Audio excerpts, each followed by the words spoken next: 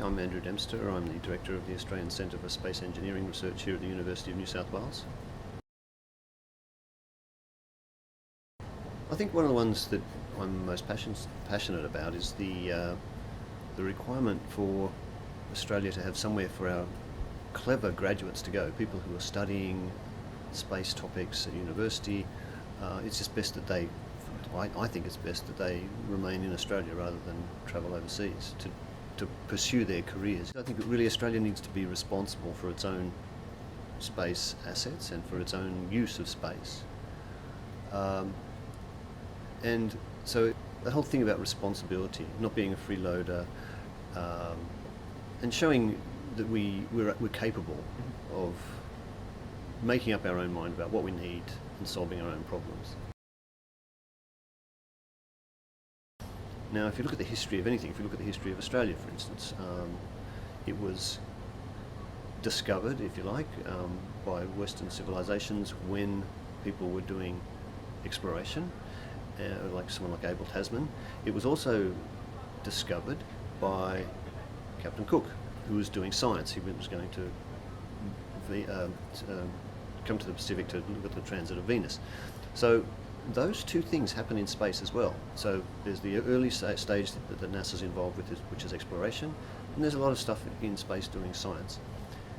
Then if people are to follow those early missions, then somehow we've got to think about how we might make money from space.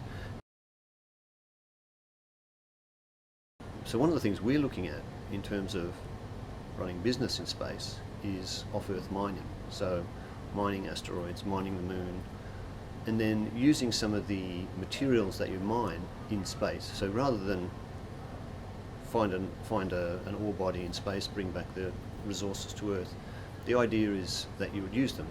Now, a litre of water on Earth is not worth very much. A litre of water in space is worth about $20,000 because that's how much it costs to get you there. So if you can mine a litre of water from the moon, for instance, then that water's worth, if you can do it for less than $20,000, you've made, you're ahead. Yeah, I think that this is actually more of a social issue than anything else. Again, I think the technology isn't going to be the problem, developing the technology to do the space exploration and the colonization of space. If it is possible to get some traction for some of these ideas like off-Earth mining, which would allow you then to start building colonies in space and for those colonies to start to become economically viable, whether there's going to be the commitment from terrestrial countries to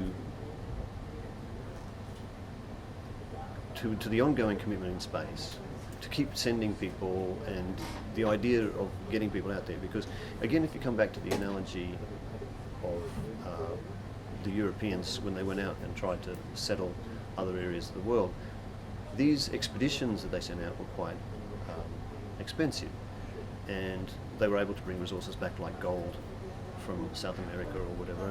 When the explorers went to other countries, they were able to get a direct economic return. I think in order for people to become committed or to remain committed to exploring space, that economic return is going to happen relatively quickly. So I think it is very dependent on some of these social issues.